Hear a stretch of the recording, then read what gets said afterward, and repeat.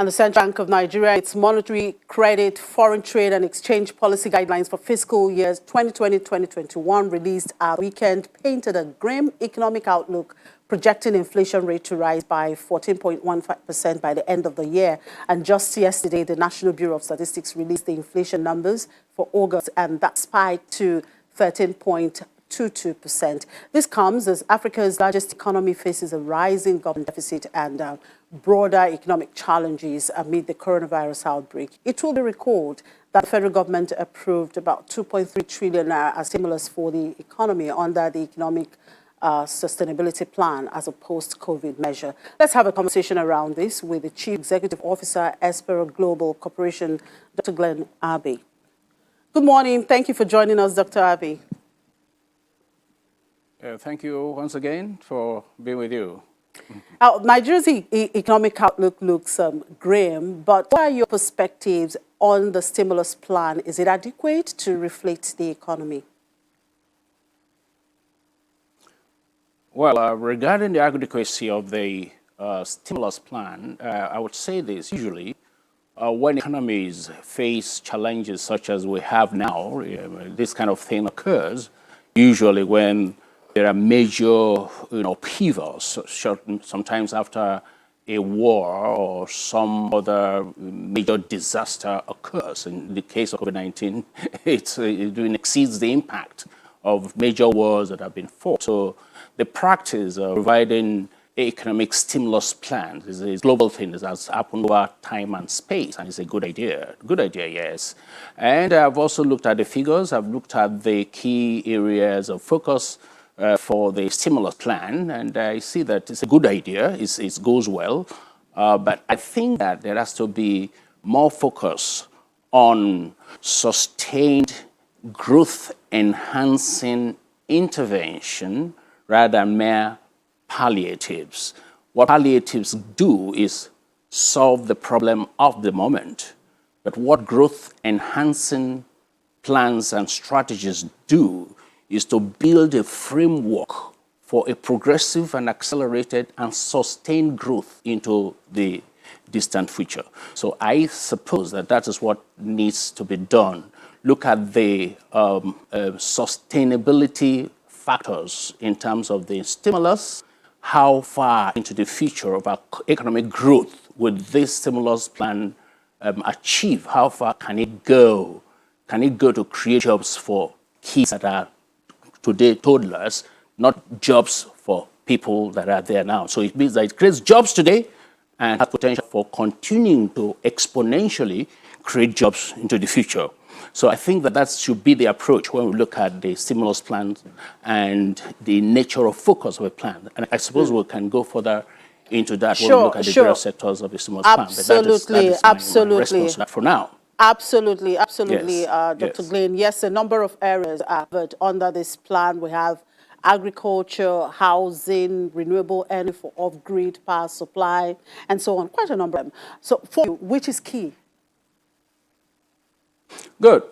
I'm happy that you mentioned agriculture, and that's an area where I have conceptually developed lots and lots of framework over the past over a decade now and all that. Now, what I see that should be happening from now regarding agriculture should be not only the commodity-based production, but look at the entire value chain of industrialization. Migrate agricultural production to industrial production.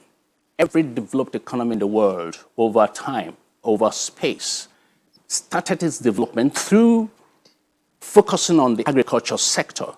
But what we should be looking at now is the future, not just producing food to eat, fruits to eat and all that, but what can still be possible with this product as it comes out of a soil? What are the infinite industrial possibilities of any product?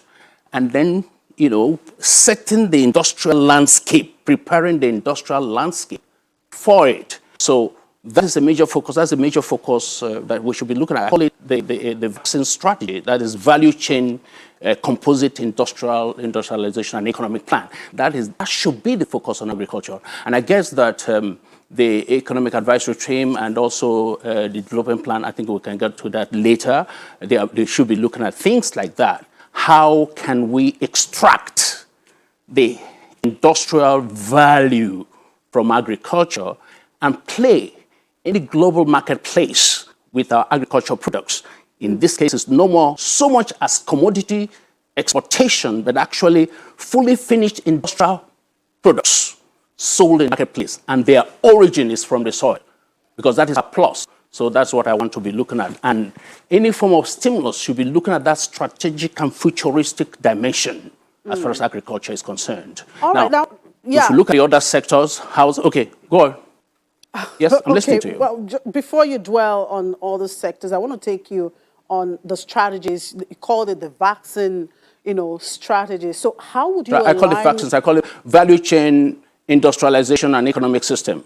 Yes, okay, that's your... Value chain, composite industrialization, and economic system. Yes. That is a model I've developed to address that aggressively.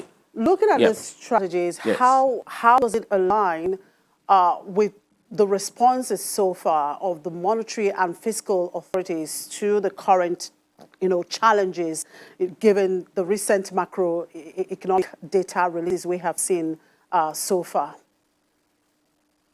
Well, I like your response to your question concerning that. For once, I see that a lot is happening regarding monetary policy and fiscal policy management, because I had previously, and before now, complained a lot about the disconnect, the lack of convergence of monetary policy and fiscal policy.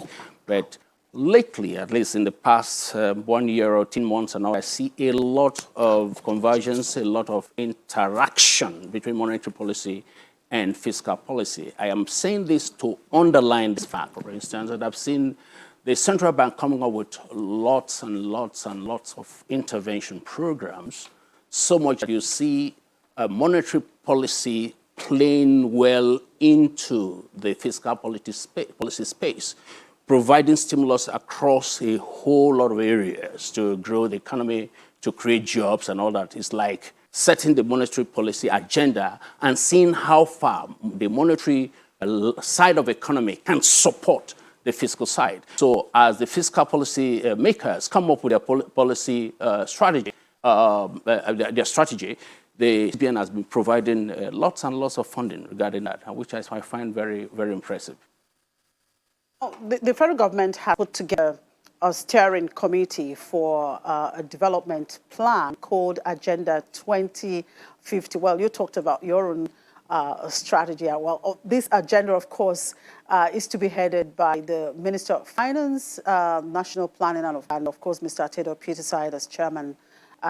What specific recommendations will you propose for the committee to treat and incorporate into the plan going by this vaccine strategy that you are proposing? First of all, I want to commend the effort about another development plan. Historically, we've had a series of development plans in this country, right from colonial times. In 1945, the British colonial system, the government, initiated a development plan, and it was a 10-year development plan. It was within that particular development plan that even the education sector produced the University College of Ibadan, which we have as the University of Ibadan today. It's a product of that plan. And then another set of plans occurred, and Tafawa Balewa came up with plans also, and so on and so forth. And then the time of the Yakubu Gowon, the plan came up which addressed the challenge of the moment, national integration, taking care of all our experiences post-Civil War and all that. And then thereafter, we had the Shehu Shagari came up with their development plan as well. And then thereafter, the military regimes of various times came up with. So we have always had development plans. And my concern is the continuum we can achieve from development plans, because precisely all the development plans are fantastic, have great ideas, but it appears to me that each government comes on and does not seem to place a lot of emphasis on the pluses, on all the fine elements of the previous plan and seeing how there can be a continuation of such plans and all that. Under the Muhammadu Buhari administration that came up since 2015, the major, very important plan came up, and that is the Economic Recovery and Growth Plan. And it addressed the problem of recession, thereby justifying the word economic recovery, right, and growth plan. Now, that plan is on ground. I want to see a situation where the current development plan, based on what this committee, the steering committee, has been set up to address, will look at the finest elements of the economic recovery and growth plan, integrate them into what plans there are available that are being articulated under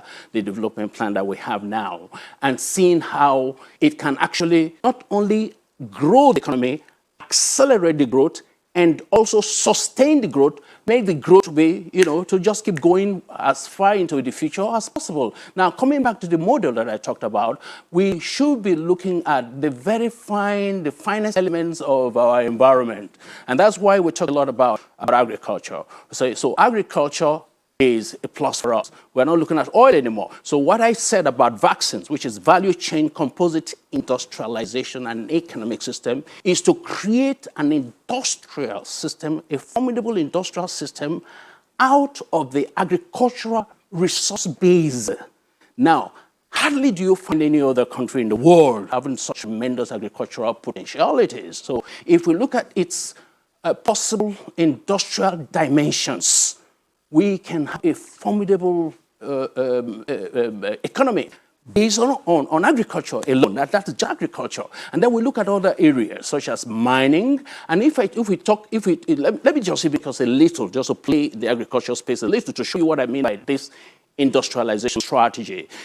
We have a lot of lead products, right? We have a lot of, in the northwest, northeast, and all that, we have leather production that occurs, okay? Hides and skin.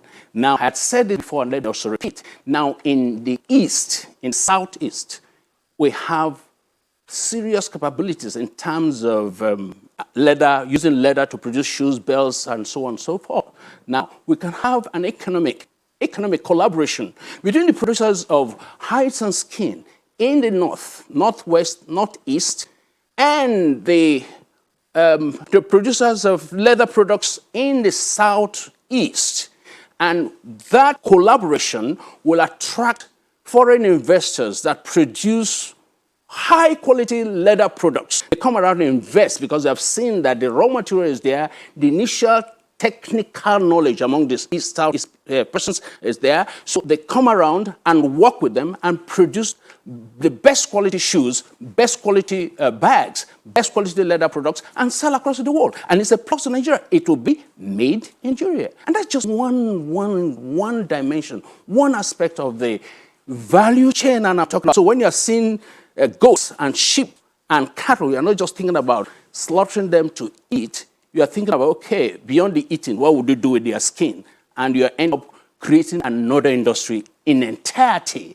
That is just one. If I take corn, for instance, we look at all that can come out of corn. From corn, you can produce lecithin, which is a pharmaceutical product for the pharmaceutical industry. From corn, you can produce oil. From corn, so many things are possible. So you see that beyond buying corn on the roadside and eating or producing just as feeds for chicken, you can produce a whole lot of fine products that can be used in various industries, in the pharmaceutical industries of the world, and all that, and so on and so forth. That is the kind of value chain, composite economic development, industrialization value chain that I'm talking about. You see, all aspects of agricultural products should be explored to the point where the best of their industrial potentialities are drawn, and then we place the final product that comes out of there in the global marketplace. So it enhances the global competitiveness of our country. So right, as a matter of fact, the development plan that I expect. Dr. Glenn. Are you trying to catch my attention? Yes. I'm trying to get your attention there. We really don't have much time. Before I let you go, looking at all the issues generally and the way things are panning out, do you think Nigerian economy requires restructuring, as some civil society groups have consistently clamored for? Well, in Nigeria, the word restructuring is always a political expression. It dominates our lexicon in every discussion, but only the politically thought about. Now, you use the word, and I like that. I love that. You said economic restructuring. Even when people talk about economic restructuring, in the final analysis, look at their conversation, discover that it's actually essentially political. So economic restructuring is similar to what I've just mentioned. You see what I just said about what happens in terms of hides and skin, and the collaboration that can occur between producers of hides and skin in the north and producers of leather products in the southeast. You see, there's a collaboration, and then you look at what can happen also in the south-south. All aspects of fish production and all that, and then you're talking about turning it into fish canning and so on and so forth. You see that the economic restructuring that we should be looking at is a situation where state governments should focus on the industrial potentialities within their state. Rather than looking up to the federal government for anything, they should look at, okay, what industries are possible in our location? What is possible, for instance, in the north central, let's say in Plateau State, it's not what will be possible in River State. And what will be possible in River State will be what will be possible in for instance, Enugu State. So each governor or each state government looks at all the industrial potentialities of their state and building them up to world-class standards. It is the collaboration of all of these efforts, putting all these together, that places the products that are placed as Nigerian products within Nigeria and also outside Nigeria in the global marketplace. So that is the kind of economic restructuring that we should be talking about. How economic activities, particularly towards industrialization and the potentialities that are available or possible within a given state, will be brought up and placed at the center and say, this is Nigerian. So it's covered that we'll not be looking to the center for anything anymore. To say, oh, give us money, give us this and all that. Because so far we have is Godfather kind of the economy, where we wait for the federal government to give money here and there and so on and so forth. All right, Dr. Glenn. Well, it's a continuous conversation here. We really don't have much time to dwell so much on that. Thank you very much for sharing your thoughts there. Dr. Glenn Abbi is the Executive Officer, Espera Global Corporation. Thank you for your time. All right, thank you very much.